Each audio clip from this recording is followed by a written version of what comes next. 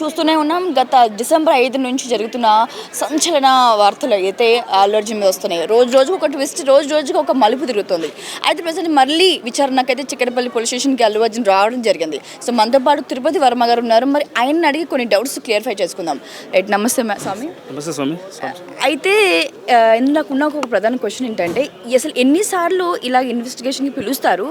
అసలు ఇలాంటి ఒకటి జరిగినప్పుడు ఏమేమి జరుగుతాయి, అంటే లోపల ఏం జరుగుతాయి మీకున్న సమాచార ప్రకారంగా? నాకున్న అంటే ఈ సంధ్యా థియేటర్కి సంబంధించిన దుర్ఘటనకు సంబంధించిన అంటే ఈ దుర్ఘటన జరగడం బాధాకరం. ఎందుకంటే ఈ దుర్ఘటనకు సంబంధించిన పూర్తి స్థాయిలో అల్లు అర్జున్ గారు తప్పు చేసిన భావించినప్పుడు ఇన్వెస్టిగేషన్ చేసి వాళ్ళు రిమాండ్ చేయడం జరిగింది.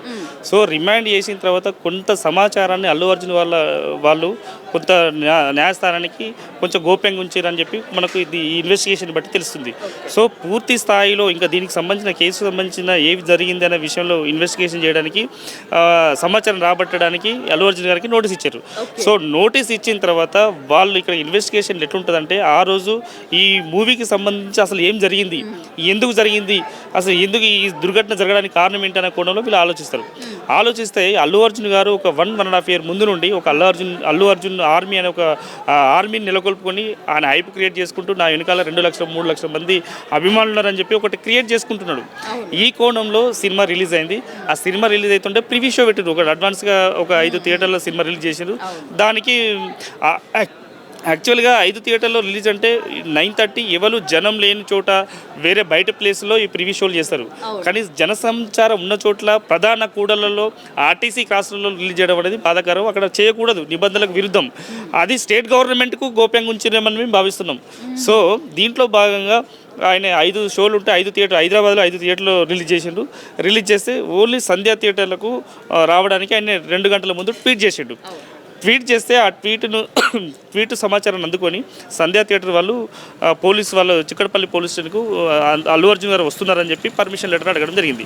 ఆ పర్మిషన్ పెట్టిన తర్వాత వాళ్ళు చెప్పారు, ఎందుకంటే అల్లు అర్జున్ అంటేనే 2 లక్షల మంది 3 లక్షల మంది ఆర్మీ ఉన్నారు.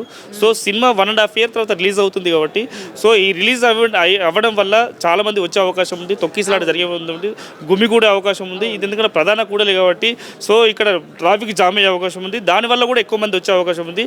సో తొక్కిసలాడే అవకాశం ఉంది, ఇక్కడ వద్దు అని చెప్పి నిక్కచ్చిగా వాళ్ళు రిజెక్ట్ చేశారు. సో అది క్లియర్గా ఉంటే అది ఆ సమాచారాన్ని హైకోర్టుకు గోప్యంగా ఉంచారు అని చెప్పి మేము అంటే పోలీసు వాళ్ళు భావిస్తున్నారు. సో ఇది ఇట్లా జరిగితే అక్కడికి సమాచారం అంటే పోలీసు వాళ్ళకి ఇంటిమేషన్ లేకుండానే ఆయన రావడం జరిగింది. ఆయనతో వస్తూ ఒక 2 కిలోమీటర్లు 3 కిలోమీటర్ల దూరం నుండే ట్రాఫిక్ జామ్ అయింది.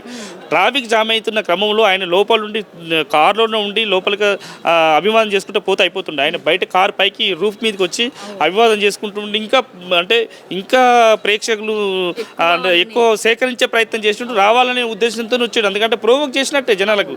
సో ఆ ఘటనలో అప్పటికి వాళ్ళు సమాచారం అందిస్తున్నారు, మీరు రావద్దు, మీరు వెళ్ళిపోండి అని చెప్పి హెచ్చరిస్తున్నారు. పోలీసు వాళ్ళు హెచ్చరిస్తున్నా కానీ వాళ్ళు బేఖాతరు చేసుకుంటూ, ఎందుకంటే ఒక సెలబ్రిటీ హోదాలో ఒక సెలబ్రిటీ వచ్చినప్పుడు పోలీసు వాళ్ళు నిరంతరం ప్రజల మధ్య నుండి ప్రజల కోసం చేస్తారు కాబట్టి ప్రజలకు ఏమి జరగకూడదనే ఉద్దేశం ఇది. వాళ్ళు ఒక ప్రొటెక్షన్ కోసం అల్లు అర్జున్కి అయితే ప్రజలకైతే ఎవరికైతే ఎవరికైనా ఒక సివిలియన్గా ఒక సివిల్ పర్సన్కు ప్రొటెక్షన్ ఇవ్వడానికి అల్లు అర్జున్ పోలీసు వాళ్ళు రావడం జరిగింది. పోలీసు వాళ్ళు వస్తున్న క్రమంలో వీళ్ళ హెచ్చరికలను బేఖాతరు చేసుకు లోపలికి కొడుకు దీంట్లో ఎన్ని వెహికల్స్ వచ్చినాయి, ఎంతమంది వచ్చారు, ఎంతమంది బౌన్సర్లు వచ్చారు, ఎంతమంది అల్లు అర్జున్ ఆర్మీ వచ్చారు అనే విషయం సమాచారం పూర్తిగా లేదు. సో దీంట్లో భాగంగా అల్లు అర్జున్ గారు లోపలికి వెళ్తున్న క్రమంలో చాలామంది ప్రివ్యూ షో అంటే సినిమా అంటే టికెట్లు తీసుకొని వెయిట్ చేస్తున్నారు. సో ఈయన రావడంతోనే ఈ బౌన్సర్ల వల్ల ఈ ఆర్మీ వల్ల ఏంటంటే తొక్కిసలాట జరిగింది. అమాయకమైన ఒక రేవతి అనే లేడీ చనిపోవడం జరిగింది. వాళ్ళ అబ్బాయి కిమ్స్లో హాస్పిటల్ పాలైపోయి చావు మధ్యలో కొట్టుమిట్టాడుతున్నారు. సో దీనికి సంబంధించిన ఇన్వెస్టిగేషన్ చేస్తున్న క్రమంలో దీనికి ముద్దాయిలు అంటే సంధ్యా థియేటర్కి సంబంధించిన వాళ్ళు అల్లు అర్జున్ ఏ లెవెల్గా ఉంటుకుంటూ క్రైమ్ నెంబర్ 376/2024 కేసు నమోదు చేసి వెంటనే ఇన్వెస్టిగేషన్లో భాగంగా ఇన్వెస్టిగేషన్ చేస్తూ అరెస్ట్ చేసి రిమాండ్ చేసారు. సో రిమాండ్ చేస్తున్న క్రమంలో రిమాండ్ అయిపోయిన తర్వాత దీనికి సంబంధించి తెల్లవారిన తర్వాత అక్కడ వాళ్ళ అల్లు అర్జున్ గారి ఇంటి దగ్గర పెద్ద సెలబ్రిటీలు అంటే ఈ సినిమాకు సంబంధించిన సెలబ్రిటీలు పోయి ఆయనకు సింపతి చూపించడం జరిగింది. ఆ సింపతి ఎందుకంటే దీనికి గౌరవ ముఖ్యమంత్రి గారే రియాక్ట్ అయ్యారు. ఎందుకంటే అల్లు అర్జున్ గారు ఇక్కడ తప్పు చేసింది ఎవరు? రేవతి కాదు కదా, శ్రీతేజ 9 సంవత్సరాల బాలుడు కాదు కదా. సో ఇది తప్పు అయినప్పుడు అల్లు అర్జున్ తప్పు చేసినప్పుడు అల్లు అర్జున్కే మీరు ఎట్లా సింపతి చూస్తారని చెప్పి ఆ కోణంలో ముఖ్యమంత్రి గారు మాట్లాడడం జరిగింది.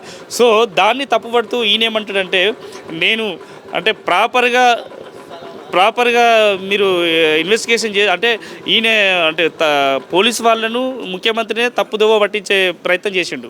సో ఎందుకంటే వీళ్ళే నన్ను కావాల్సుకున్న ఇంటెన్షనల్లీ వీళ్ళు పోలీస్ వాళ్ళు ఇట్లా చేస్తున్నారు. సో అని వాళ్ళు చేయడం జరిగింది. చేసిన తర్వాత దీనికి అంటే ఇన్వెస్టిగేషన్లో భాగంగా ఏంటంటే వాళ్ళు ఈ నోటీస్ ఇచ్చారు. అంటే అది పక్కన పెట్టినా కానీ ఒక నియమ నిబంధనలు ఉన్నప్పుడు హైకోర్టు డైరెక్షన్ ఉన్నప్పుడు వీళ్ళు అల్లు అర్జున్ ఆ విధంగా ప్రెస్ మీట్ పెట్టడం తప్పు. సో ఈ ప్రెస్ మీట్ పెట్టడం వల్ల దీనికి సంబంధించిన ఇన్వెస్టిగేషన్లో భాగంగా దీనికి సంబంధించిన సమాచారాన్ని పూర్తి స్థాయిలో సేకరించి 10,000 వీడియోలు సేకరించారు. 10,000 వీడియోల వల్ల ఆయన ఎక్కడి నుంచి వచ్చిండు, ఎంతమంది బౌన్సర్లు ఉన్నారు, ఎంతమంది ఆర్మీ ఉన్నారు, దేనివల్ల ఎలా వచ్చారు, ఎందుకు ఈ దుర్ఘటన జరిగింది, దీనికి ప్రధాన కారణం ఎవరు అని ఆ కోణంలో ఆలోచిస్తుంటే అంటే నిబ్బరపోయే విషయాలు బయటకు వచ్చినాయి.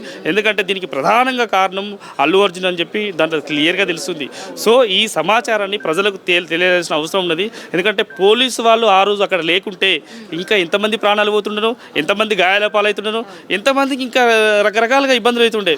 స్వామి అయితే నాకు డౌట్ ఏంటంటే ఆ రోజు ఈ ఇన్వెస్టిగేషన్ జరిగిన రోజు చిక్కడపల్లి నుంచి ఆయన నాంపల్లి కోర్టు నుంచి అలాగే ఆయన చర్లపల్లి వెళ్ళడం జరిగింది. అయితే ఎందుకు ఆ మధ్యంతర బెయిల్ ఎలా వచ్చిందని చాలా మందికి కూడా క్వశ్చన్ అని. అంటే ఎందుకు ఆ 24 అవర్స్ మాత్రమే జరిగింది అది, అలాగే ఎందుకు అంటే ఇది అప్పుడే ఎందుకు కొనసాగలేదు, మళ్ళీ బ్రేక్ ఎందుకు వచ్చింది అని కూడా చాలా మంది డౌట్. రిమాండ్ చేయలేదు ఎందుకు అంటే రిమాండ్ ఎందుకు కంటిన్యూషన్ కాలేదంటారా? సో ఆ రిమాండ్కి సంబంధించిన కొంత సమాచారాన్ని గోప్యంగా పెట్టిరని వీళ్ళు భావిస్తారు. ఎందుకంటే పూర్తి అందుకే పర్మిషన్ లెటర్ ఉన్నదని చెప్పి కోర్టుకు చూపించడం జరిగింది. పర్మిషన్ రిజెక్ట్ అయిన విషయాన్ని వాళ్ళు చెప్పలేదు. ఎందుకంటే పోలీసు వాళ్ళకు ఇక్కడనేమో రిమాండ్ అవుతున్నారు, హైకోర్టులో క్వాష్ చేసిండ్రు. సో క్వాష్లో ఇంటర్వ్యూ చేసిండ్రు. సో ఈ కమ్యూనికేషన్ అనేది వీళ్ళ మధ్యలో లేకుండా సరైన సమాచారం వాళ్ళకి అందించే టైం కూడా కోర్టు వాళ్ళకి వీళ్ళు ఇవ్వలేదు అనుకుంటున్నాం మేము. సో పోలీసు వాళ్ళకు ప్రాపర్గా వాళ్ళకు టైం ఉండుంటే ప్రాపర్గా రిప్రజెంట్ చేసేవాళ్ళు.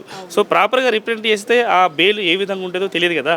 సో దానివల్ల కొంత సమాచారం మిస్యూజ్ అయిపోయింది. సో దానివల్ల ఏంటంటే మళ్ళీ ఇప్పుడు ఇన్వెస్టిగేషన్లో భాగంగా వాళ్ళు పిలిపించడం జరిగింది. సో ప్రాపర్గా ఇన్వెస్టిగేషన్ చేస్తారు. సో ఇక ముందు అంటే ఈ సీన్ను ఒకవేళ ఈయన సహకరించకుంటే సీన్ను కూడా రీకన్స్ట్రక్ట్ చేసే అవకాశం ఉంటుంది. రీకన్స్ట్రక్ట్ చేస్తే డెఫినెట్గా ఈయన నిందితుడు ఇంకా ఈయన మెయిన్ ముద్దాయి ఈయన కాన్స్పరసీ ఉన్నదని తెలిస్తే డెఫినెట్గా బెయిల్ కూడా రద్దు చేసే అవకాశం ఉంది. వీళ్ళు హైకోర్టును అప్రోచ్ అవుతారు. అంటే ఎవరు పోలీసు వాళ్ళు, స్టేట్ గవర్నమెంట్ వాళ్ళు. సో పోలీసు వాళ్ళు హైకోర్టును అప్రోచ్ అయితే ఆయన మధ్యంతర బెయిల్ కూడా క్యాన్సిల్ చేసే అవకాశం ఉంటుంది. సో నెక్స్ట్ ఫర్దర్గా ఏం జరుగుతుందో ఆఫ్టర్ ఇన్వెస్టిగేషన్ తెలుస్తుంది.